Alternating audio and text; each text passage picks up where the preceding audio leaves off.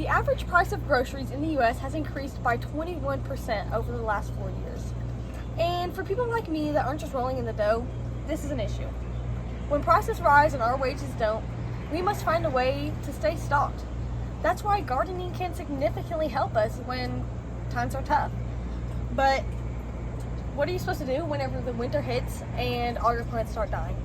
That's where the greenhouse comes in. Being able to set up and manage a greenhouse properly throughout the winter can significantly help you save on money and help you stay stress-free. So the first step of getting a greenhouse ready is preparing your plants for the winter. You want to think to yourself, what plants do you want to keep the most and which plants are more likely to survive? Right here, I have a few good examples of plants that are likely to survive. Some lettuce is a very good option. Peppers, which I actually have growing right over here, some sweet peppers. It's always good to keep some flowers growing as well. Even though they don't provide you with any food, it's good to have just the beautifulness of it. Peppers, a very good option. So strawberries, cucumbers, and peppers are all good options according to Dripworks, a website dedicated to helping with gardening needs. I also have some strawberries growing right over here as well that will go to the greenhouse. So you can also keep lots of herbs and spices safe in your greenhouse, such as parsley, basil, or thyme, which you can't see them very well from back there, but they're growing right up here. And choosing a good container for your plants is essential. A bigger container could equal more insulation for the plants, and having good drainage on the pot is always necessary no matter what. So, yeah. Getting the greenhouse set up properly. So, first things first, you want to pick the right kind of greenhouse.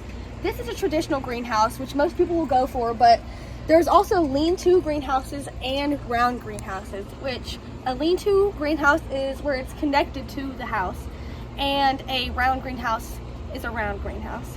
But today we're talking about a traditional one. So, you want to pick a good spot first things first. Right in the sun is preferable, where all your plants can be properly lit up at the sunniest parts of the day, because during winter it is darker more often.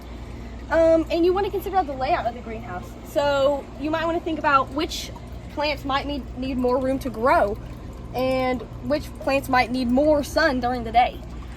Another key point of the greenhouse is you want good ventilation. As you can see, there's windows in this greenhouse, which yours should hopefully have. If yours doesn't have windows, find a way to make windows because it needs them. You also want a good flooring. While brick or concrete is the best option, carpet is a more cost-efficient and easy to set up option. But according to my best friend's mom, who is an avid gardener, you might want to put a heating pad underneath the carpet in order to keep the plants from freezing. So, moving on from that, the next most final step is just keeping your plants safe throughout the winter. Watering is essential. Mother Earth News states soaking every week or so is usually enough, but do check your plants more often than that, and if they feel dry, douse them. Mature vegetables tend to get thirsty. A good option is a spray bottle like this. You can get one of these from the Dollar Tree. You just want to spray the roots. Most importantly, get the roots. That's what matters most. But if you want a more thorough soaking, you can use something more like this. And you just pour it in. And you want to spread it out, which make sure you get it all throughout all of the roots. Covering the greenhouse with a tarp can also be very efficient. In this case, we have been using a tapestry, but a tapestry, a tarp, either will do. So there are so many benefits to keeping a greenhouse, especially when it comes to money, but also when it comes to just relieving your stress. Knowing how to monitor a greenhouse can help you so much whenever times are tough. Although it might be a lot of work, it comes with big reward. Imagine not having to spend money on fruits, vegetables, herbs, spices, because you already have them grown. Even if you still feel uncertain on the greenhouse and whether or not it's worth it, at least now you know the essentials and the basics in case you ever change your mind.